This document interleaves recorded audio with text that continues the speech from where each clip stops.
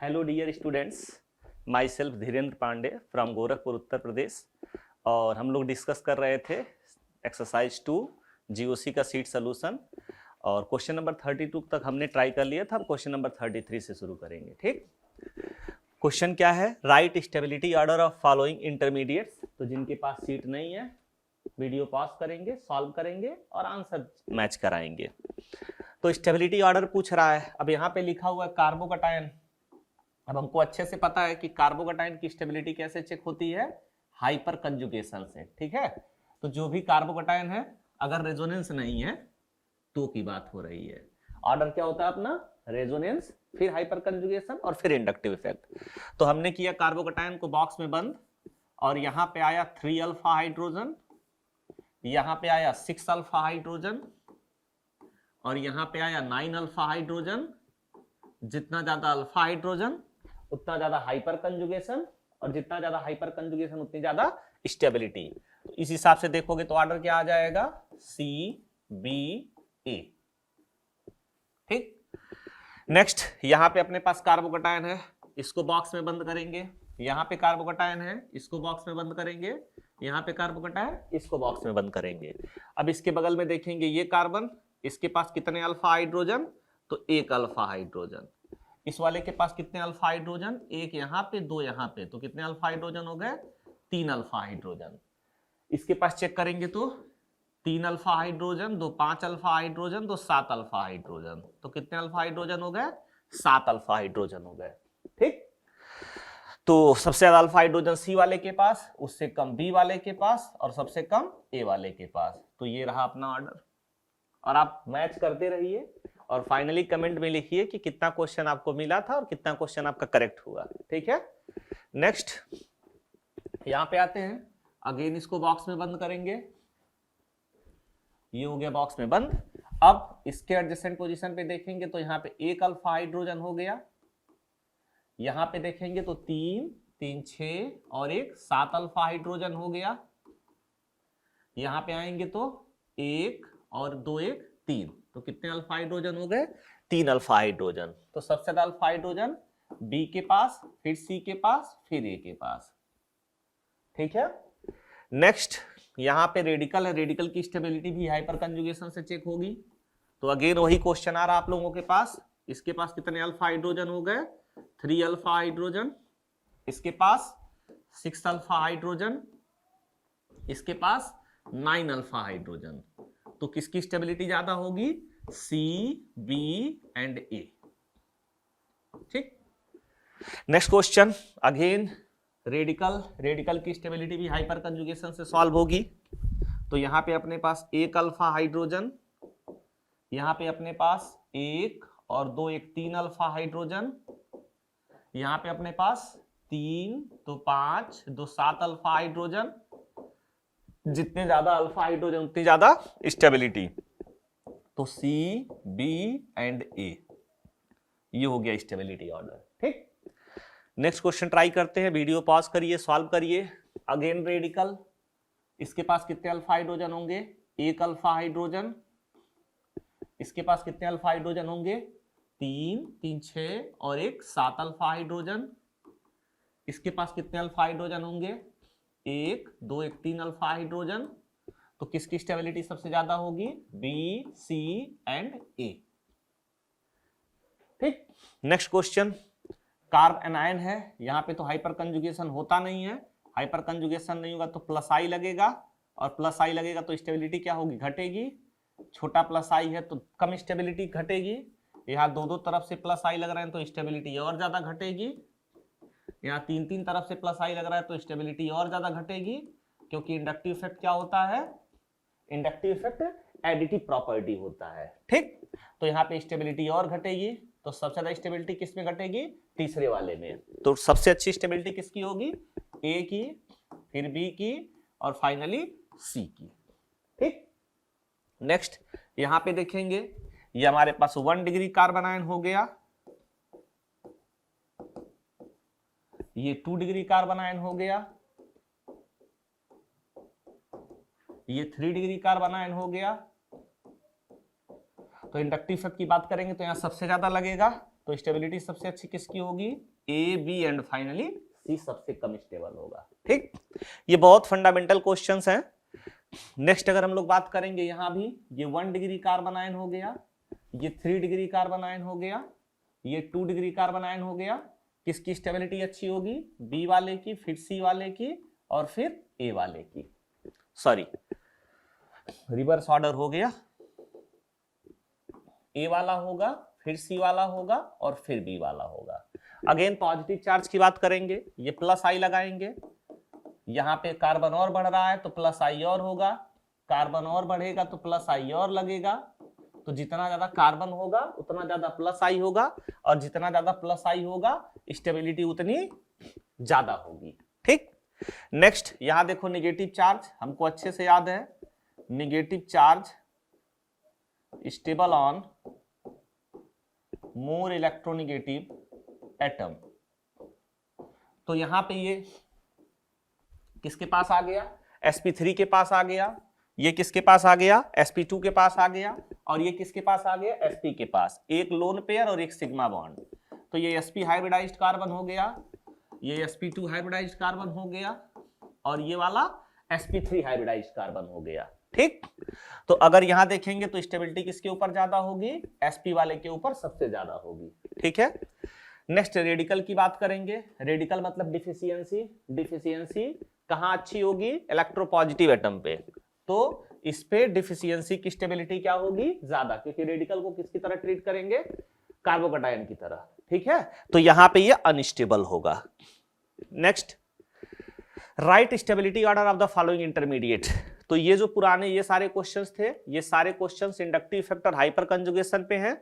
अब यहाँ पे रेजोनेंस का भी रोल आएगा। ये अपने पास पॉजिटिव चार्ज है, ये इसके पैरा पोजिशन पे है, तो यहाँ पे इसका क्या लगेगा? -m और -i। अब अगर पॉजिटिव चार्ज के साथ -m और -i है तो स्टेबिलिटी क्या होगी? स्टेबिलिटी घटेगी। यहाँ पे क्या है? +m है और साथ में क्या लगा हुआ है? -i। तो +m की वजह से स्टेबिलिटी क्या होगी? बढ़ेगी। यहां नॉर्मल है तो यहां पे स्टेबिलिटी बढ़ रही है, यहां पे स्टेबिलिटी घट रही है, और तीसरा वाला नॉर्मल हो गया। तो सबसे ज्यादा स्टेबल कौन होगा? बी वाला, फिर सी वाला, और फाइनली कौन होगा? ए वाला। ठीक, नेक्स्ट यहां पे निगेटिव चार्ज है।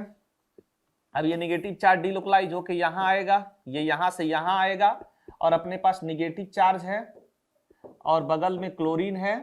क्लोरीन के पास वैकेंट डी ऑर्बिटल है, negative alternate vacant D orbital. तो कौन सा रेजोनेंस होगा यहाँ पे? D orbital resonance. यानी कि अगर इसके पास 2p का इलेक्ट्रॉन है तो इसके पास 3d है, तो जो पाई बॉन्ड बनेगा वो क्या होगा? 2p 3d बनेगा। सिमिलरली यहाँ पे नेगेटिव आएगा, ये बॉन्ड टूटेगा तो ये p ऑर्बिटल है, नाइट्रोजन का भी p ऑर्बिटल होगा। तो जब यहाँ रेजोनेंस होगा तो क्या होगा? 2p का होगा। सिमिलरली यहाँ आएगा, कार्बन नाइट्रोजन की बात होगी, ये बॉन्ड टूटेगा तो कार्बन के पास जो वैकेंट ऑर्बिटल वो कहाँ का है? 2p का। तो दोनों क्या होंगे? 2p। तो इन तीनों में इस तरह से ओवरलैपिंग हो रही है, पाई बॉन्ड का फॉर्मेशन हो रहा है, लेकिन यहाँ पे 2p 3d पाई हो रहा है, यहाँ पे 2p और यहाँ पे 2p। तो ऑर्बिटल्स का साइज जितना कंपेरेबल होता है उसकी बॉन्ड स्ट्रेंथ क्या होती है? उतनी अच्छी। यानी कि 2p का जो एक्सटेंट होगा वो 2p 3d से क्या होगा? अच्छा होगा। तो इस हिसाब से हम लोग देखेंगे तो बी और सी की स्ट्रेंथ ज्यादा होगी विद रिस्पेक्ट टू किसके? ए के। तो अब बी और सी में किसका ज्यादा होगा? NO2 का -m ज्यादा होता है तो इसका स्ट्रेंथ अच्छा होगा। तो सबसे ज्यादा स्टेबल कौन होगा? बी, फिर सी, फिर ए, और फाइनली कौन आएगा? डी वाला आएगा। ठीक है, तो ये थोड़ा सा इसकी वजह से अच्छा क्वेश्चन था। एक्सटेंट ऑफ ओवरलैपिंग की बात हो रही थी यहाँ, एक्सटेंट ऑफ ओवरलैपिंग, बॉन्डिंग की बात हो गई, तो इसको हम लोग ध्यान रखेंगे। ठीक, नेक्स्ट कार्बोकैटायन है, ये OH ग्रुप लगा हुआ है, इसके बारे में हमको पता है, ये +m और -i होता है। जिसको नहीं पता वो GOC का वन शॉट देख सकता है, रेजोनेंस पे हमने ये सारे ग्रुप्स के बारे में बताए हैं। ये OH है, किसी भी ग्रुप के रिस्पेक्ट में या तो आर्थो पोजीशन पे या तो पैरा पोजीशन पे रेजोनेंस का इफेक्ट लगता है। ठीक, तो ये किस पोजीशन पे? मेटा पे, और मेटा पे है तो इसका कौन सा इफेक्ट लगेगा? Inductive effect. ऐसे ये पैरा पे आ गया, पैरा पे आ गया तो इसका क्या लगेगा? +m और -i। अब देखो आर्थो और पैरा दोनों पे मेसोमेरिक इफेक्ट या रेजोनेंस इक्वल लगेगा, तो क्वेश्चन किसके सॉल्व होगा? इंडक्टिव इफेक्ट से। अब देखो यहाँ रेजोनेंस तो पहले और तीसरे में सेम हो रहा है, लेकिन यहाँ पे इंडक्टिव इफेक्ट ज्यादा लगेगा तो स्टेबिलिटी घटेगी, वहां इंडक्टिव इफेक्ट कम लगेगा तो स्टेबिलिटी कम घटेगी। तो इस हिसाब से देखोगे तो सबसे अच्छा सी वाला, फिर ए वाला, और फाइनली कौन आएगा, बी वाला। तो जब हम सी और ए को कंपेयर कर रहे हैं तो इंडक्टिव इफेक्ट से कंपेयर कर रहे हैं, क्योंकि रेजोनेंस से काम बनने वाला नहीं है, और इंडक्टिव में माइनस आई है, माइनस आई कार्बोकेटाइन की स्टेबिलिटी को क्या करेगा, घटाएगा। तो ये जितने क्वेश्चंस है ना सीट में, अगर ये आपके पास क्वेश्चंस है, सामने पेज बचा हुआ है, तो आप हर एक क्वेश्चन का जो आंसर देंगे उसके साथ एक्सप्लेनेशन जरूर लिखेंगे, रीजन लिखेंगे कि क्यों आपने ऐसा किया, तो आपका कॉन्सेप्ट और क्लियर होने वाला है। फिर नेक्स्ट CH2 माइनस है, ये घूमते घामते कहां जाएगा, यहां पे जाएगा, फिर यहां जाएगा, फिर यहां आएगा, तो निगेटिव अल्टरनेट इतने सारे लोन पेयर, साथ में कोई वैकेंट ऑर्बिटल नहीं है, तो ये माइनस आई बस लगाने वाला है। लेकिन जब इसका CH2 माइनस घूमते हुए जाएगा तो यहाँ पे निगेटिव और साथ में इसके पास क्या, वैकेंट डी ऑर्बिटल, तो निगेटिव अल्टरनेट डी ऑर्बिटल है, डी ऑर्बिटल रेजोनेंस होगा, तो यहाँ पे स्टेबिलिटी क्या होगी, बढ़ जाएगी। क्यों बढ़ जाएगी, क्योंकि एक नए बॉन्ड का फॉर्मेशन होगा। ठीक, यहाँ हो गए CH2 माइनस, ये रेजोनेंस स्टेबलाइज्ड है, यहाँ हो गए ये इंडक्टिव इफेक्ट से डोनेट कर रहा है तो स्टेबिलिटी को घटाएगा, और ये रेजोनेंस स्टेबलाइज है तो स्टेबिलिटी को क्या करेगा, बढ़ाएगा, तो इसकी स्टेबिलिटी क्या होगी, ज्यादा होगी। सिर्फ आपको ऐसे करना ही देना है, आपको हर एक चीज का रीजन सामने लिखना है ना, तब बहुत अच्छा आपको बेनिफिट मिलेगा इसका। नेक्स्ट यहां देखो, निगेटिव अल्टरनेट पाई, निगेटिव अल्टरनेट पाई, कितने आरएस हो गए, 3 आरएस। निगेटिव चार्ज किसके ऊपर जा रहा है, ऑक्सीजन के ऊपर। यहाँ निगेटिव अल्टरनेट पाई 2 आरएस होंगे, निगेटिव चार्ज किसके ऊपर जा रहा है, ऑक्सीजन के ऊपर। तो सबसे ज्यादा स्टेबिलिटी कहां पे होगी, पहले वाले में, उससे कम दूसरे वाले में, तीसरे वाले में तो प्लस आई लग रहा है, प्लस आई की वजह से कार्बोनाइन की स्टेबिलिटी क्या होगी, घटेगी, वरना तो छोड़ो इनकी स्टेबिलिटी क्या होने वाली है, घटने वाली है। यहाँ देखो रेडिकल्स आ गए, रेडिकल्स का डीलोकलाइजेशन होगा तो स्टेबिलिटी क्या होगी, बढ़ेगी। तो यहाँ पे रेडिकल का डीलोकलाइजेशन हो रहा है किसके थ्रू, रेजोनेंस के थ्रू। यहाँ पे सिर्फ क्या वर्क करेगा, हाइपर कंजुगेशन, और हाइपर कंजुगेशन में कितने अल्फा हाइड्रोजन है, 2 अल्फा हाइड्रोजन। ये रिंग की पाई इलेक्ट्रॉन डेंसिटी अपने आप में डीलोकलाइज्ड है, इस रेडिकल का रेजोनेंस से कोई लेना देना नहीं है, हाइपर कंजुगेशन से कोई लेना देना नहीं है, तो सबसे अच्छी स्टेबिलिटी रेजोनेंस की, उससे कम हाइपर कंजुगेशन की, और वो फिर क्या हो गया, नॉर्मल। ये पूरी रिंग अपने आप में डीलोकलाइज्ड है, तो ये इस रेडिकल का कहीं पे डीलोकलाइजेशन नहीं होगा। यहां आ जाओ, ये इसके साथ जाएगा, अगेन ये इसके साथ जाएगा, तो यहाँ पे कितने आरएस मिलेंगे हम लोगों को, 3 आरएस। यहाँ पे कितने आरएस मिलेंगे, 2 आरएस। पाई अल्टरनेट पाई, ये पूरा सिस्टम अपने आप में मस्त है, रेडिकल से उसको कोई लेना देना नहीं है, तो इसकी स्टेबिलिटी क्या होगी, सबसे ज्यादा होगी। वहां रेडिकल का रेजोनेंस नहीं हो रहा है, इसके साथ कंफ्यूजन नहीं होना है कि पाई अल्टरनेट रेडिकल नहीं, वो पाई के साथ जाएगा। बाकी यहाँ पे अगेन वही 3 आरएस मिलने वाले हैं आपको, यहाँ पे 2 आरएस मिलने वाले हैं, तो किसकी स्टेबिलिटी ज्यादा होगी, 3 आरएस वाले की स्टेबिलिटी 2 आरएस वाले से ज्यादा होगी। समझ में आया, ठीक। नेक्स्ट यहाँ पे पाई अल्टरनेट रेडिकल रेजोनेंस हो रहा है, यहाँ पे सिर्फ इंडक्टिव इफेक्ट लगेगा, रेजोनेंस हो रहा है तो स्टेबिलिटी ज्यादा बढ़ेगी।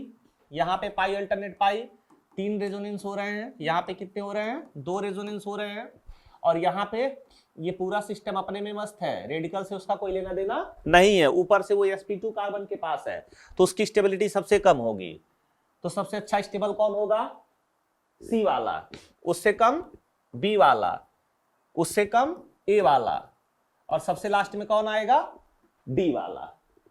ठीक, क्वेश्चन नंबर 11 ट्राई करेंगे। अब इसमें क्या है, ये रेडिकल हो गया, ये भी रेडिकल हो गया, ये भी रेडिकल हो गया, इसके पास कितने अल्फा हाइड्रोजन, 2 2 4 3 7, कितने अल्फा हाइड्रोजन हो गए, 7 अल्फा हाइड्रोजन हो गए। यहाँ पे देखेंगे कितने अल्फा हाइड्रोजन होंगे, 1 अल्फा हाइड्रोजन होगा। यहाँ पे देखेंगे कितने अल्फा हाइड्रोजन, 1 और 2, कितने अल्फा हाइड्रोजन हो गए, टोटल 3 अल्फा हाइड्रोजन हो गया। ठीक, तो जितने ज्यादा अल्फा हाइड्रोजन होंगे उसकी स्टेबिलिटी क्या होगी, उतनी ज्यादा। तो सबसे ज्यादा किसका होगा, ए का, ए के बाद सी का, और सी के बाद किसका होगा, बी का होगा। नेक्स्ट यहाँ पे देखो CH2 प्लस है, ये हाइपर कंजुगेशन लगाएगा, मेटा पे है तो कोई हाइपर कंजुगेशन नहीं, आर्थो पे तो हाइपर कंजुगेशन लगाएगा। हाइपर कंजुगेशन के साथ क्या लगा रहा है, प्लस आई, लेकिन डिस्टेंस बहुत ज्यादा है, यहां देखोगे हाइपर कंजुगेशन भी लगा रहा है, इंडक्टिव इफेक्ट भी लगा रहा है, डिस्टेंस पास है तो इफेक्ट ज्यादा लगेगा। तो सबसे अच्छा सी वाला, फिर ए वाला, और सबसे लास्ट में कौन जाएगा, बी वाला। यहां देखोगे हाइपर कंजुगेशन लगाएगा, 3 अल्फा हाइड्रोजन है,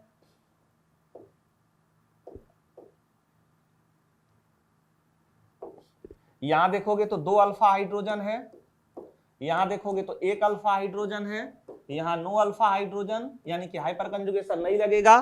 तो सबसे ज्यादा इलेक्ट्रॉन डेंसिटी कहां से मिलेगी, ए से, उससे कम बी से, उससे कम सी से, सबसे कम डी से, क्योंकि डी में इलेक्ट्रॉन डेंसिटी सिर्फ किससे मिलेगी, इंडक्टिव इफेक्ट से मिलेगी। ठीक, अगला, right increasing order of heat of hydrogenation. तो भाई हमको पता है हीट ऑफ हाइड्रोजनेशन मतलब क्या, एक तो नंबर ऑफ पाई बॉन्ड, और अगर number of pi bond same हो गया तो क्या चेक करेंगे, फिर स्टेबिलिटी। स्टेबिलिटी ज्यादा होगी तो हीट ऑफ हाइड्रोजनेशन क्या होगा, कम। यहां पे 2 पाई बॉन्ड है, साथ में दोनों के बीच में क्या हो रहा है, रेजोनेंस। यहाँ पे 2 पाई बॉन्ड है लेकिन रेजोनेंस नहीं हो रहा है, इसकी स्टेबिलिटी ज्यादा होगी, स्टेबिलिटी ज्यादा होगी तो हीट ऑफ हाइड्रोजनेशन कम होगा। यहां आ जाओ, इसके पास चेक करोगे तो 2 अल्फा हाइड्रोजन, इसके पास चेक करोगे तो 6 अल्फा हाइड्रोजन, इसके पास चेक करोगे तो 6 अल्फा हाइड्रोजन, इसके पास चेक करोगे तो 6 अल्फा हाइड्रोजन।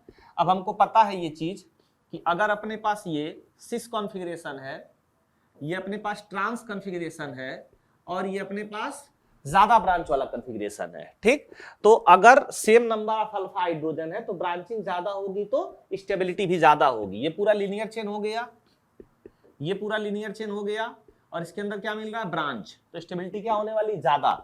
ऐसे एक्सप्लेन कैसे होता है, तो यहां पे देखोगे अगर आप, यहां पे हाइड्रोजन है, ये बॉन्ड ब्रेक होगा, ये यहां आएगा तो यहां पे निगेटिव चार्ज आएगा, मतलब निगेटिव चार्ज कौन सा वाला है, 2 डिग्री कार्बन आयन है। तीसरे वाले में देखोगे अगर यहां पे हाइड्रोजन है, ये डीलोकलाइज होगा, ये पाई यहां टूटेगा, निगेटिव 1 डिग्री के पास आएगा, ठीक। तो यहाँ 2 डिग्री के पास कार्बन आयन है, यहाँ 1 डिग्री के पास कार्बन आयन है, तो इस वाले की स्टेबिलिटी क्या होगी, ज्यादा, और जिसकी स्टेबिलिटी ज्यादा होगी उसका हीट ऑफ हाइड्रोजनेशन कम। तो सबसे पहली बात तो 2 अल्फा हाइड्रोजन वाला है, यानी कि ए बी सी डी में सबके पास 6 अल्फा हाइड्रोजन है। 6 अल्फा हाइड्रोजन के साथ हमको देखना है किसकी स्टेबिलिटी सबसे कम है, तो सिस वाले की स्टेबिलिटी सबसे कम, उसके बाद ट्रांस वाले की, और सबसे लास्ट में ब्रांच वाले की। तो किसका हीट ऑफ हाइड्रोजनेशन ज्यादा होगा, ए बी डी सी, ठीक। आगे देखें, थ्योरी हमने सारे कॉन्सेप्ट का कर लिया है, तो सिर्फ हम लोगों को प्रॉब्लम प्रैक्टिस करने हैं। यहां देखोगे तो 9 अल्फा हाइड्रोजन, यहां देखोगे तो 3 अल्फा हाइड्रोजन, यहां 6 अल्फा हाइड्रोजन, यहां 9 अल्फा हाइड्रोजन, यहां 12 अल्फा हाइड्रोजन। जितने ज्यादा अल्फा हाइड्रोजन होंगे उतनी ज्यादा स्टेबिलिटी होगी, और जितनी ज्यादा स्टेबिलिटी होगी हीट ऑफ हाइड्रोजनेशन उतना कम होगा। तो हीट ऑफ हाइड्रोजनेशन का order A B C D E. यहां देखो 1 पाई बॉन्ड है, यहां 2 पाई बॉन्ड है, यहां 3 पाई बॉन्ड है। जितना ज्यादा पाई बॉन्ड उतनी ज्यादा हीट ऑफ हाइड्रोजनेशन, ये तो ठीक है। देखो 1 पाई बॉन्ड आइसोलेटेड है, मान लो इसका हीट ऑफ हाइड्रोजनेशन x है, यहाँ 2 पाई बॉन्ड है, हीट ऑफ हाइड्रोजनेशन 2x होगा, माइनस इसकी रेजोनेंस एनर्जी भी होगी, ठीक। और यहाँ पे 3 पाई बॉन्ड है तो 3x माइनस इसकी रेजोनेंस एनर्जी होगी। अब देखोगे जैसे जैसे पाई बॉन्ड बढ़ रहा है रेजोनेंस एनर्जी वैसे ही नहीं बढ़ेगी। ये जो 2 पाई बॉन्ड है इसके अंदर कोई एरोमेटिक कैरेक्टर नहीं है, लेकिन ये जो 3 पाई बॉन्ड है रेजोनेंस स्टेबलाइज, साथ में एरोमेटिक कैरेक्टर भी है। 1 पाई बॉन्ड के ब्रेक होने से 28.6 किलो कैलोरी पर मोल एनर्जी रिलीज होती है, तो 2 के ब्रेक होने से कितनी होगी, 2 × 28.6 माइनस, अगर ये नॉर्मल ऐसे डाइंस हैं, कंजुगेटेड डाइंस, तो इनकी जो रेजोनेंस एनर्जी होती है वो 4 किलो कैलोरी पर मोल होती है। डेटा वाइज देख लेते हैं इसको ना, ये 28.6 किलो कैलोरी पर मोल हो गया, ये 57.2 किलो कैलोरी माइनस 4, तो ये हो जाएगा 53.2 किलो कैलोरी पर मोल। ये हो गया हीट ऑफ हाइड्रोजनेशन। 3 बॉन्ड है तो 28.6 इंटू 3 माइनस इसकी रेजोनेंस एनर्जी जो है 36 किलो कैलोरी पर मोल होती है बेंजीन की, मतलब इससे कहीं ज्यादा होती है, ठीक है। अगर इसी ऑर्डर में बढ़ता कि 2 के लिए 4 हो गए, 3 के लिए 8 हो जाता, इस तरह से तो चीजें ज्यादा आसान होती, बट यहाँ पे एरोमेटिक कैरेक्टर की वजह से चीजें बदल जाती हैं। तो ये 18 हो गया, 25 हो गया, 75 हो गया, सॉरी 85 हो गया, माइनस 36 करेंगे, 15 से 6 गया 9, 7 से 3 गया 4, तो ये कितना आया हम लोगों का 49.8 किलो कैलोरी पर मोल। तो ऑर्डर जैसा हमने सोचा था, जितने ज्यादा पाई बॉन्ड उतना ज्यादा हीट ऑफ हाइड्रोजनेशन। तो यहाँ पे आप लोग अलर्ट रहिएगा, एरोमेटिक कैरेक्टर की वजह से रेजोनेंस एनर्जी ज्यादा हो गई, जिससे हीट ऑफ हाइड्रोजनेशन क्या हो गया, घट गया। तो सबसे ज्यादा रेजोनेंस एनर्जी किसकी है, बी की, बी के बाद किसकी है, सी की, और सी के बाद किसकी है, ए की। तो हमने एक्सपेक्ट किया था सी बी ए, और आंसर क्या आ रहा है, बी सी ए। तो इसका ध्यान रखिएगा आप लोग। नेक्स्ट, हीट ऑफ हाइड्रोजनेशन पर पाई बॉन्ड पूछा जा रहा है, ठीक है, हीट ऑफ हाइड्रोजनेशन पर पाई बॉन्ड पूछा जाएगा। तो यहाँ पे हीट ऑफ हाइड्रोजनेशन क्या होगा, ज्यादा होगा। क्यों ज्यादा होगा, यहाँ पे x अगर हीट ऑफ हाइड्रोजनेशन है तो यहाँ पे 2x minus resonance energy by 2 है, और यहाँ पे कितना होगा 3x minus resonance energy by 3। तो ये हो जाएगा x minus resonance energy by 3, और ये हो जाएगा x minus resonance energy by 2। अब हमको पता है यहाँ पे रेजोनेंस एनर्जी सबसे ज्यादा होगी, और रेजोनेंस एनर्जी सबसे ज्यादा होगी तो हीट ऑफ हाइड्रोजनेशन क्या हो जाएगा, कम। भाई x तो है यहाँ पे, यहाँ x माइनस समथिंग है, यहाँ भी x माइनस समथिंग है, तो ये तो ज्यादा होगा ही। अब इन दोनों में कौन ज्यादा होगा, वो डिपेंड करेगा रेजोनेंस एनर्जी पे और नीचे वाले रेशियो पे, रेजोनेंस एनर्जी बाई 2 और रेजोनेंस एनर्जी बाई 3। तो यहाँ पे रेजोनेंस एनर्जी हमने कितना देखा, 4/2, और यहाँ पे रेजोनेंस एनर्जी हमने कितना देखा, 36/3। तो यहाँ पे कितना आएगा, यहाँ से सब्ट्रैक्ट होगा 12 और यहाँ से सब्ट्रैक्ट होगा 2। तो कहाँ से ज्यादा डिक्रीमेंट हो रहा है, बेंजीन वाले से। तो किसकी हीट ऑफ हाइड्रोजन एनर्जी कम हो जाएगी, बेंजीन वाले की। तो सबसे अच्छा किसका हो गया, पहले का, फिर दूसरे का, और सबसे लास्ट में तीसरे का। ठीक, तो ये भी ठीक ठाक क्वेश्चन है, इन सब क्वेश्चन को ध्यान रखेंगे। हीट ऑफ हाइड्रोजनेशन पर बेंजीन रिंग पूछा जा रहा है। तो देखो 1 हो गया, 2 हो गया, 3 हो गया। अब इसमें अगर बात करेंगे हम लोग, तो इसकी रेजोनेंस एनर्जी ज्यादा होती है, हमको पता है बेंजीन का सिंपली 150 किलो जूल पर मोल, इसका 250 किलो जूल पर मोल, इसका 350 किलो जूल पर मोल। तो अगर पर रिंग की बात करोगे तो यहाँ पे 3 अलग अलग रिंग तो है, रेजोनेंस एनर्जी बढ़ भी गई है। रेजोनेंस एनर्जी क्या हो गई है, बढ़ गई है, क्योंकि यहाँ पे 3 पाई बॉन्ड है, तो 3 x रिलीज होंगे, माइनस रेजोनेंस एनर्जी होगा, बाई 3 होगा, तो x minus resonance energy by 3 हो जाएगा।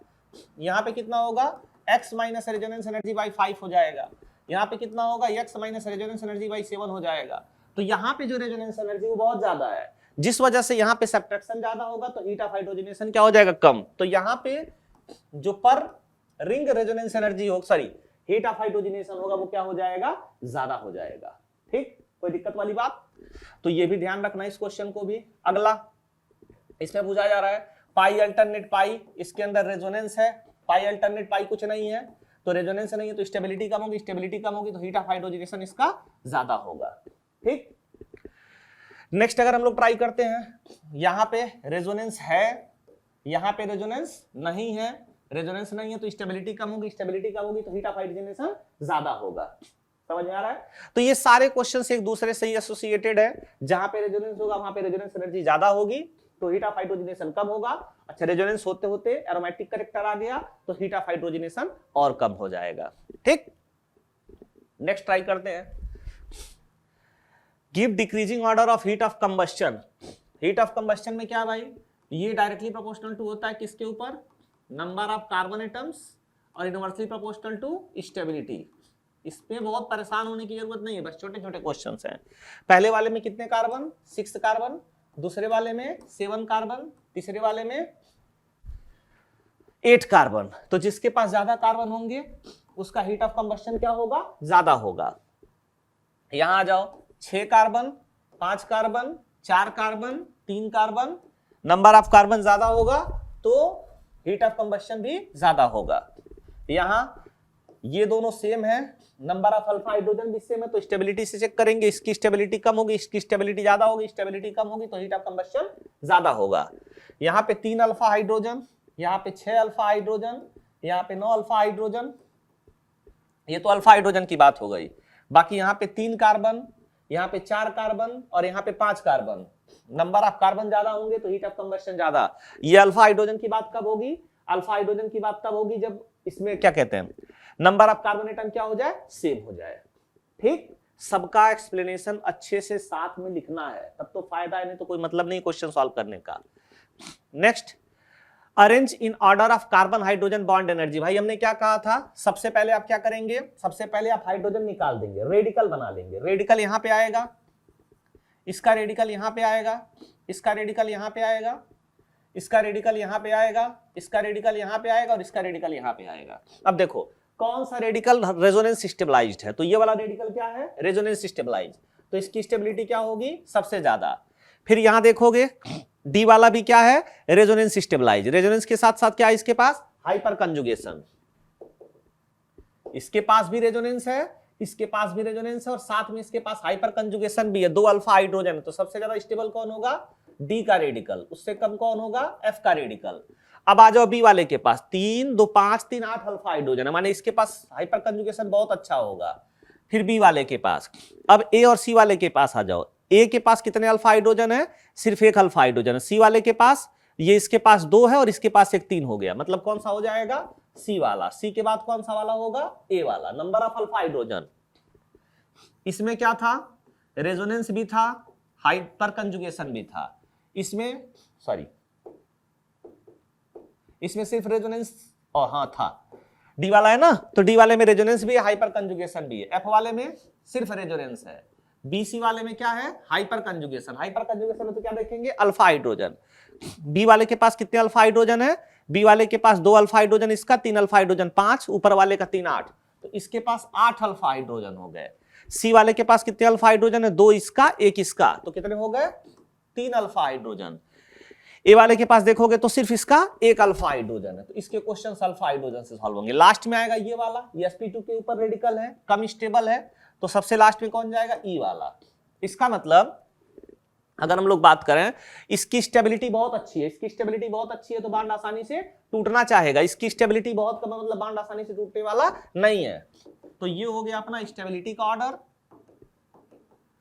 अब बात करेंगे अगर बॉन्ड एनर्जी का ऑर्डर, तो सबसे ज्यादा बॉन्ड एनर्जी किसकी होगी, ई वाले की, यानी कि डी एफ बी सी ए ई, ये हम लोगों का ऑर्डर हो जाएगा। ठीक, तो इस तरह के क्वेश्चन थोड़े अच्छे होते हैं, बस आपको करना क्या, बॉन्ड को ब्रेक करना, रेडिकल बनाना और उसकी स्टेबिलिटी चेक कर लेनी है। ठीक, next, how many grams of hydrogen release when 46 gram of sodium is treated with excess of ethyl alcohol. देखो भाई, ये अपने पास सोडियम है, ये अपने पास इथाइल अल्कोहल हो गया, रिएक्शन होगा C2H5O minus Na plus half H2 यहां से रिलीज हो जाएगा, ये हो गया बैलेंस रिएक्शन। ठीक, 46 ग्राम सोडियम कह रहा है, 46 ग्राम सोडियम का मतलब है 2 मोल sodium.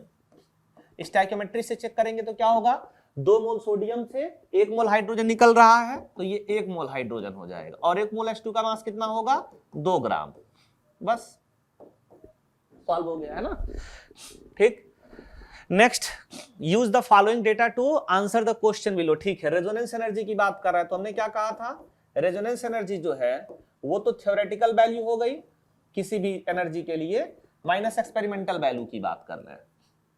Theoretical minus experimental value जो आएगी वही हमारी क्या हो जाएगी, उसका जो डिफरेंस आएगा वही क्या होगा, रेजोनेंस एनर्जी हो जाएगा। थ्योरेटिकली हमने सोचा 40 किलो जूल निकलेगा, एक्चुअल में देखा 30 किलो जूल एनर्जी रिलीज हो रही है, तो जो 10 का डिफरेंस आया वो क्या है, रेजोनेंस एनर्जी। अब देखो, एक बॉन्ड को ब्रेक करने के लिए कह रहा है 28.6 किलो कैलोरी पर मोल एनर्जी की जरूरत पड़ेगी। इसके पास कितने बॉन्ड है, 7, 3 2 5 2 7, तो 7 के लिए कितने की जरूरत पड़ेगी, 7 मल्टीप्लाइड बाई -28.6 किलो कैलोरी पर मोल। 7 छक्के 42, 7 8 56, 56 4 60, 7 दूनी 14, 14 6 20, तो -200.2 किलो कैलोरी पर मोल एनर्जी जो है ये यहां से रिलीज होगी थ्योरेटिकली, और एक्सपेरिमेंटली दे रखा है -116.2 किलो कैलोरी होगी। तो अगर यहां पे रखेंगे तो थ्योरेटिकल वैल्यू कितनी है, -200.2, और एक्सपेरिमेंटल वैल्यू कितनी है, -116.2, तो ये -200.2 हो गया और +116.2 हो गया, तो सॉल्व करेंगे कितना आएगा, माइनस प्लस का कोई चक्कर नहीं, 2 से 2 गया 0, और ये हो जाएगा 200 और 16, तो ये हो जाएगा 84 किलो कैलोरी पर मोल। ठीक, तो माइनस में आया, माइनस का मतलब एनर्जी रिलीज होगी, रेजोनेंस एनर्जी क्या है, रिलीज एनर्जी है ना, बस इतना सही है, बहुत इसमें रफ टास्क नहीं करना, आप थ्योरेटिकली निकाल लो, प्रैक्टिकली निकाल लो, डिफरेंस निकाल लो, आंसर आ जाएगा। ठीक, माइनस प्लस से कंफ्यूज नहीं होना है, रेजोनेंस एनर्जी है तो हमेशा क्या होगी, वो एक्सोथर्मिक ही होगी। बाकी ठीक है, छोटा छोटा क्वेश्चन है। Which compound has the greater electron density on it's nitrogen atom. ठीक है भाई, ग्रेटर इलेक्ट्रॉन डेंसिटी की बात कर रहा है, तो यहां पे क्या हो रहा है, लोन पेयर अल्टरनेट पाई। अगर नाइट्रोजन के ऊपर जो लोन पेयर है उसका डिलोकलाइजेशन बढ़ेगा, डिलोकलाइजेशन बढ़ेगा तो जो उसके ऊपर इलेक्ट्रॉन डेंसिटी होगी वो क्या होगी, घट जाएगी। यहां पे डिलोकलाइज नहीं हो रहा है, यानी कि लोकलाइज है, तो इलेक्ट्रॉन डेंसिटी क्या होगी, ज्यादा होगी। यहां पे देखो which compound has the greater electron density या नाइट्रोजन एटम। ठीक है, अब ये यहां पे आया, ये डिलोकलाइज होके यहां पे आ गया। जब डिलोकलाइज हुआ तो 3 लोन पेयर ऑफ इलेक्ट्रॉन, ऊपर से नेगेटिव चार्ज, तो इलेक्ट्रॉन डेंसिटी रेजोनेंस की वजह से इसके ऊपर क्या हो गई, बढ़ गई। और यहां पे इस लोन पेयर की बात करेंगे तो ये लोन पेयर इधर भी जा रहा है और ये लोन पेयर इधर भी आ रहा है, यानी कि यहां पे इफेक्टिव रेजोनेंस हो रहा है एक तरह से ऑक्सीजन के साथ, और यहां पे इनइफेक्टिव हो रहा है। इनइफेक्टिव हो रहा है तो ऑक्सीजन के ऊपर उतनी इलेक्ट्रॉन डेंसिटी नहीं जाएगी जितनी कि इसमें जाएगी। ये फुल टाइम इसी के पास इलेक्ट्रॉन डेंसिटी, और यहां पे फुल टाइम इलेक्ट्रॉन डेंसिटी नहीं है। अगर रेजोनेंस इधर हुआ तो इलेक्ट्रॉन डेंसिटी ऑक्सीजन के पास, अदरवाइज रिंग के पास चली जाएगी। ठीक, तो किसमें ज्यादा इलेक्ट्रॉन डेंसिटी ऑक्सीजन के ऊपर, पहले वाले में। Next, which of the following acid react with sodium bicarbonate and liberate. ठीक है भैया, हमने आपको एक ट्रिक बताया था, है ना, उस ट्रिक में जो भी स्पीसीज इन कार्बोनिक एसिड से पहले वाले थे वो सब के सब सोडियम बाइकार्बोनेट टेस्ट देते हैं, क्योंकि इससे स्ट्रॉन्गर एसिड है। जैसे हम अपने कार्बोक्सिलिक एसिड की ही बात कर लें तो कार्बोक्सिलिक एसिड का रिएक्शन जब सोडियम बाइकार्बोनेट से कराएंगे तो ये ठहरा हमारे पास एसिड और ये ठहरा अभी के लिए बेस SCO3 माइनस, तो ये बन जाएगा RCOO माइनस प्लस H2CO3। ये अगर हमारे पास स्ट्रॉन्ग एसिड है, ये वीक एसिड है, तो रिएक्शन फॉरवर्ड में जाएगा, ये अनस्टेबल तो ब्रेक होगा और H2 और CO2, ये CO2 रिलीज होने से एंट्रोपी भी बढ़ेगी, जिस वजह से रिएक्शन फॉरवर्ड में और अच्छे से जाएगा। ठीक, तो इसके पहले वाले जो भी एसिड्स हैं वो सब के सब क्या होते हैं, इससे स्ट्रॉन्गर एसिड है, इस वजह से सारे के सारे क्या करेंगे, टेस्ट देंगे। नॉर्मली कार्बोक्सिलिक एसिड जो होता है वो खुद ही टेस्ट देता है। सोचो CCl3 लग गया, -I 3 लग गए, तो एनायन की स्टेबिलिटी और ज्यादा होगी, तो एसिडिक स्ट्रेंथ और ज्यादा होगा। अल्कोहल कार्बोनिक एसिड से कम एसिडिक होते हैं।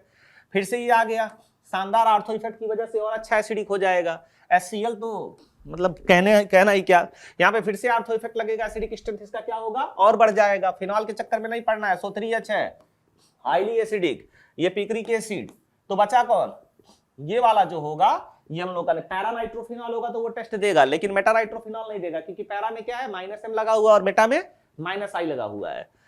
तो which of the following acid react with sodium bicarbonate. ठीक है, ये सारे ग्रुप टेस्ट देंगे, वो वाला टेस्ट नहीं देगा, तो बहुत परेशान नहीं होना है। Which statement is are true about resonance? It decreases the energy of system. ठीक है, एनर्जी डिक्रीज करता है, जिस वजह से स्टेबिलिटी इंक्रीज होती है। The hybridization of atoms do not change due to resonance. भाई जो हाइब्रिडाइजेशन है रेजोनेंस में भी क्या होगा, वही हाइब्रिडाइजेशन में होगा। तो ये जो चीजें हैं ना वो चेंज होती है किसके अंदर, वो चेंज होती है बैक बॉन्डिंग के अंदर। बैक बॉन्डिंग की वजह से सेंट्रल एटम का जो हाइब्रिडाइजेशन है वो चेंज हो सकता है, बट यहाँ पे तो जो एक स्ट्रक्चर में हाइब्रिडाइजेशन है वही दूसरे स्ट्रक्चर में होगा। Next, resonance hybrid is more stable then any resonating structure. सही बात है, resonating structures can not be isolated at any temperature. होते ही नहीं तो आइसोलेट कहां से होंगे भाई, तो सारे के सारे स्टेटमेंट क्या है, ट्रू है। Next, which of the following statement is incorrect about resonance? The most stable structure explain all the characteristics of a species. नहीं भाई, सारे स्ट्रक्चर के कंट्रीब्यूशन से एक्सप्लेनेशन होता है, किसी एक स्ट्रक्चर के कंट्रीब्यूशन से काम बनने वाला नहीं है। All resonating structures remain in equilibrium. ऐसा कौन कह दिया, इक्विलिब्रियम में वो चीजें होती है जो एग्जिस्ट करती हैं, जैसे टाटोमर्स, मतलब इस तरह से चीजें हैं। इक्विलिब्रियम का मतलब हो गया कि ए और बी दोनों एग्जिस्ट करते हैं, उनका कुछ अमाउंट किसी का कम होगा किसी का ज्यादा होगा, है ना, ऐसा कुछ होता है। लेकिन रेजोनेंस में दोनों होते ही नहीं है, तो इक्विलिब्रियम की बात नहीं होगी। Resonance hybrid has maximum similarity with most stable. हाँ, ये बात सही है, आरएच जो होता है मोस्ट स्टेबल आरएस के साथ कनेक्ट करता है। रेजोनेंस हाइब्रिड इज रियल, ये भी बात सही है, तो ये दोनों ट्रू हो गए, ऊपर वाले फॉल्स हो गए। Next, in which of the following pairs of compound with second structure have more contribution to resonance hybrid than first? भाई कह रहा है सेकेंड स्ट्रक्चर मोर कंट्रीब्यूशन, मतलब सीधे कह रहा है कि स्टेबिलिटी की अगर बात होगी तो स्टेबिलिटी में किसकी स्टेबिलिटी ज्यादा होगी, सेकेंड की स्टेबिलिटी फर्स्ट में किससे ज्यादा होगी। सेकेंड स्ट्रक्चर है मोर कंट्रीब्यूशन, माने मोर स्टेबल। यहां पे देखो कितने पाई बॉन्ड है, एक पाई बॉन्ड, यहाँ पे 1 पाई बॉन्ड, यहाँ पे 2 पाई बॉन्ड, तो इसकी स्टेबिलिटी ज्यादा होगी, सही बात है। यहाँ पे कितने pi bond, 2 pi bond, stability ज्यादा होगी। सेम रूल कौन, कोवेलेंट ऑक्टेट न्यूट्रल इलेक्ट्रोनेगेटिविटी। यहाँ पे एक भी पाई बॉन्ड नहीं है, यहाँ पे एक एडिशनल पाई बॉन्ड आ गया तो इसकी स्टेबिलिटी सबसे ज्यादा। यहाँ पे कितने पाई बॉन्ड है, 3, यहाँ पे 2, तो इसकी स्टेबिलिटी ज्यादा होगी। ठीक, तो पहले वाले में भी दूसरा है, दूसरे वाले में भी दूसरा है, तीसरे वाले में भी दूसरा है, और चौथे वाले में क्या है, पहला वाला। यहाँ पे बैक बॉन्डिंग का कंडीशन है, lone pair alternate positive charge, तो ये बैक बॉन्डिंग हो जाएगी। ठीक, next, in which are the following pair of resonating structures first resonating structure is more stable than second. पहला वाला रेजोनेटिंग स्ट्रक्चर सेकेंड से ज्यादा है, किसमें ऐसा होगा, first is more stable than second. भाई पहले वाले में 2 पाई बॉन्ड, दूसरे वाले में 2 पाई बॉन्ड है, यहाँ पे नेगेटिव कार्बन के ऊपर, यहाँ पे नेगेटिव नाइट्रोजन के ऊपर, second is more stable then first. यहाँ देखोगे 3 पाई बॉन्ड नेगेटिव ऑक्सीजन के ऊपर, नेगेटिव कार्बन के ऊपर, कौन ज्यादा स्टेबल होगा, नेगेटिव ऑक्सीजन के ऊपर। यहाँ देखोगे पाई अल्टरनेट पाई, ठीक है, बढ़िया है। यहाँ पे पॉजिटिव चार्ज नाइट्रोजन के ऊपर, यहाँ पे पॉजिटिव चार्ज ऑक्सीजन के ऊपर, कौन ज्यादा स्टेबल होगा, positive charge stable on nitrogen atom, oxygen पे बहुत अच्छा स्टेबल नहीं होगा। नेक्स्ट, यहाँ पे 2 पाई बॉन्ड है, यहाँ पे 3 पाई बॉन्ड है, तो इसकी स्टेबिलिटी सबसे ज्यादा। क्या पूछा है, मोर स्टेबल देन सेकंड पूछ रहा है। फर्स्ट वाला किसमें सेकंड से ज्यादा स्टेबल है, इस वाले में, उस वाले में, बी और सी वाले में। ठीक, सारी चीजें हम लोगों ने कवर कर ली हैं, बस एक ऐसे फॉर्मेलिटी के तौर पे सारी बातें हम लोगों को देखनी है ना, आप सारा क्वेश्चन कर सकते हो। In which are the following compounds resonance and inductive effect operates in the same direction. ये भाई हमारा प्लस एम है, इलेक्ट्रॉन डेंसिटी इधर भेजेगा, लेकिन माइनस आई की वजह से इलेक्ट्रॉन डेंसिटी खींचेगा, अपोजिट डायरेक्शन में हो गए, मतलब सेम डायरेक्शन में नहीं है। ये लोन पेयर अल्टरनेट इस तरह से ये जाएगा, प्लस एम की वजह से इधर जाएगा, माइनस आई की वजह से भी इधर ही आएगा, तो करेक्ट है। यहाँ पे आ जाओ, NO2 है, इसकी इलेक्ट्रॉन डेंसिटी ज्यादा, मतलब इसकी इलेक्ट्रोनेगेटिविटी ज्यादा है, तो इलेक्ट्रॉन इधर शिफ्ट होंगे, तो रेजोनेंस की वजह से भी इधर ही होगा, और माइनस आई भी इधर ही खींचेगा। यहाँ आ जाओ, इसकी वजह से ये इलेक्ट्रॉन डेंसिटी इधर जाएगी, तो प्लस एम की वजह से राइट साइड में जा रहा है, नाइट्रोजन की इलेक्ट्रोनेगेटिविटी ज्यादा है, तो माइनस आई की वजह से इधर खींचेगा, मैंने एंटी डायरेक्शन में आ जाएगा, बस हो गया। Next, choose the correct option as the more hyperconjugative structure form an alkene, bond length of double bond decreases। अच्छा, कह रहा है अगर ये बॉन्ड इधर आएगा, ये बॉन्ड इधर आएगा, तो हाइपर कंजुगेशन अगर ज्यादा होगा तो जो कार्बन कार्बन की बॉन्ड लेंथ है इस वाले की, उसपे सिंगल बॉन्ड करेक्टर आएगा, और सिंगल बॉन्ड करेक्टर आएगा तो बॉन्ड लेंथ क्या होगी, बढ़ेगी। इस वाले कार्बन कार्बन की बॉन्ड लेंथ बढ़ेगी और इस वाले कार्बन कार्बन की बॉन्ड लेंथ घटेगी। वो कह रहा है bond length of double bond decreases. ऐसे कौन झूठ बोलता है भाई, गलत है। Isotopic effect is observed in hyper conjugation. ये कह रहा है कि अगर हम हाइड्रोजन को ड्यूटेरियम से रिप्लेस कर दें, दूसरे आइसोटॉप से रिप्लेस कर दें, तो क्या हाइपर कंजुगेशन उसी एक्सटेंट के साथ होगा, नहीं होगा, क्योंकि ड्यूटेरियम के साथ बॉन्ड स्ट्रेंथ ज्यादा होगा, बॉन्ड स्ट्रेंथ ज्यादा होगा तो एनर्जी ज्यादा देनी पड़ेगी, माने उतना अच्छा हाइपर कंजुगेशन नहीं होगा। ये सही बात कह रहा है। Next, has hyper conjugation structure 9, तो 3 अल्फा हाइड्रोजन, 6 अल्फा हाइड्रोजन, 9, मतलब वो भी उसी तरह से है, तो 9 अल्फा हाइड्रोजन या ड्यूटेरियम, तो 9 हाइपर कंजुगेशन होंगे। Unidirectional hyper conjugation increases stability of isobutene compare to transbutene. ये अच्छी बात लिखा है, देखो यूनिडायरेक्शनल हाइपर कंजुगेशन आइसोब्यूटीन, तो ये हो गया हम लोग के पास आइसोब्यूटीन। अब इसके पास ध्यान से देखोगे, देखो यहाँ पे हाइड्रोजन और यहाँ पे हाइड्रोजन है, जब इसमें हाइपर कंजुगेशन हो रहा है तो इलेक्ट्रॉन डेंसिटी इधर की तरफ आ रही है, और जब इसकी वजह से हो रहा है तो इलेक्ट्रॉन डेंसिटी इधर, मतलब ये और ये एक दूसरे को क्रॉस कर रहे हैं, तो एक तरह से कह सकते हैं यहाँ पे क्रॉस हाइपर कंजुगेशन है। जैसे क्रॉस कंजुगेशन होता था, रेजोनेंस होता था, वैसे क्रॉस हाइपर कंजुगेशन। और यहाँ पे अगर हाइड्रोजन हम लोग पकड़ लें, इस हाइड्रोजन का जब हाइपर कंजुगेशन होगा तो ये इधर मूव करेगा, और इसका जब होगा तब भी ये इधर मूव करेगा, मतलब ये यूनिडायरेक्शनल जा रहा है, तो ये क्या माना जाएगा, लीनियर माना जाएगा। तो सही कह रहा है, यूनिडायरेक्शनल हाइपर कंजुगेशन माने लीनियर की स्टेबिलिटी ज्यादा है। तो ये भी एक एक्सप्लेनेशन होता है। एक तो कार्बन आयन वाला कि इसके अंदर 2 डिग्री कार्बन आयन करेक्टर आता है, इसके अंदर 1 डिग्री कार्बन आयन करेक्टर, दूसरा क्रॉस हाइपर कंजुगेशन और लीनियर हाइपर कंजुगेशन से भी इसको एक्सप्लेन कर सकते हैं। ठीक, which of the following compound has only inductive and hyper conjugation, toluene, ठीक है, हाइपर कंजुगेशन होगा, 3 अल्फा हाइड्रोजन है, आर्थोजाइलिन, ठीक है, यहां भी हाइपर कंजुगेशन होगा, प्लस आई लगेगा इनका, एनिसोल ये हो गया। इसके अंदर इंडक्टिव इफेक्ट तो लगेगा माइनस आई ऊपर की तरफ, हाइपर कंजुगेशन नहीं लगेगा, इंडक्टिव इफेक्ट तो लगेगा, रेजोनेंस भी होगा। पैराक्रिसॉल की बात करेंगे, OHCH3 तो यहां पे प्लस H भी लगेगा, प्लस M भी लगेगा, माइनस I भी लगेगा, प्लस I भी लगेगा, resonance hyper conjugation mesomeric effect सब है। तो किसकी बात कर रहा है वो, सिर्फ इंडक्टिव और हाइपर कंजुगेशन, इंडक्टिव और हाइपर कंजुगेशन लगेगा, इंडक्टिव और हाइपर कंजुगेशन लगेगा। तो आर्थोजाइलिन और टालुगिन में ऐसा होगा, बाकी किसी में ऐसा नहीं होगा।